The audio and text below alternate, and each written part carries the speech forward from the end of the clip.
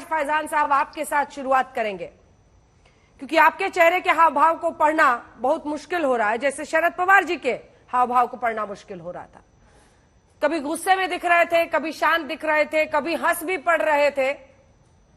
कई लोगों का यह मानना है कि प्रफुल्ल पटेल का वहां पर होना यह बताता है कि शरद पवार जी को जानकारी थी। शरद पवार जी साफ कह रहे हैं कि इन लोगों ने पार्टी के खिलाफ काम किया है। अजीत पवार कह रहे हैं कि मुझे सबका आशीर्वाद मिला है, सबकी सहमति से हुआ है। जब पूछा गया शरद पवार भी, तो उन्होंने कहा सब मतलब सब, और मैंने शरद पवार से फोन पर बात की है और शरद पवार जी से साफ इनकार कर रहे हैं। कौन झूठ बोल रहा है?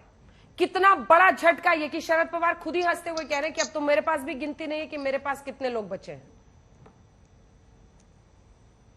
ये जो मसला हुआ है पूरा, ये मसलों की आदत पवार साहब को है कि ये सब फेस करने की आदत उनको है, पहले से ही है। और ये कोई झटका नहीं है, ये तो होना ही था। 2 दिन पहले देश के प्रधानमंत्री जी ने एनसीपी के ऊपर भ्रष्टाचार के आरोप लगाए थे, कहा था कि भाई एनसीपी भ्रष्टाचारी है, XYZ है। तो उसी वक्त हम समझ गए थे कि कुछ ना कुछ होने वाला है, और आज आपने उसका नतीजा दिया संडे के दिन जो हुआ। तो लेकिन इसमें मेरा एक ही कहना है कि इससे हम लोग टूटेंगे नहीं, हम लोग और मजबूत हुए हैं, और हम लोग आगे आकर महाराष्ट्र की जनता से न्याय मांगेंगे, जनता की अदालत में हम लोग खड़े होंगे। और भारतीय जनता पार्टी को मैं बस एक ही बात आज कहना चाहता हूं कि आसमान जो अपनी बुलंदी पर इतना इतराता है, भूल जाता है कि जमीन से नजर आता है।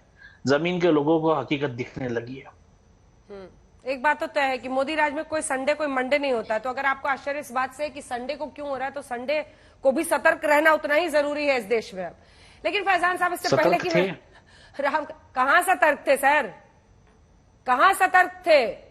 सतर्क रहते तो एक सेकंड शरद पवार जी ने उद्धव ठाकरे के बारे में लिखा था। अभी तो कहा कि जिस दिन प्रधानमंत्री जी ने आरोप लगाए मिस्टर मिर्जा, उसी दिन ये होने वाला था। एक सेकंड मिस्टर मिर्जा, ये खुद शरद पवार जी ने लिखा ना अपने ऑटोबायोग्राफी में। उन्होंने लिखा अपने बायोग्राफी में कि राजनीतिक कौशल को लेकर उन्होंने प्रश्न चिन्ह खड़े किए उद्धव ठाकरे पर जब उनकी पार्टी टूटी। कहा जो राजनीतिक कौशल होना चाहिए था उसका अभाव दिखा उनमें। अब देखिए, अपने ही भतीजे ने नाक के नीचे पार्टी का क्या हाल कर दिया।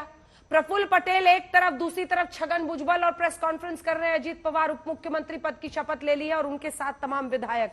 क्या ये उनकी आंखों के नीचे हुआ ना? सतर्क होते तो कहां होता?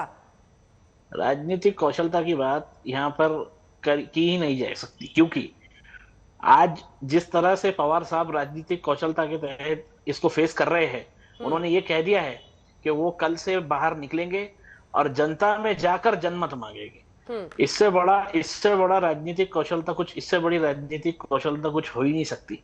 और जनता ही, लोकतंत्र में जनता ही मालिक है, और जनता के बीच हम लोग जाकर इसका जवाब देंगे।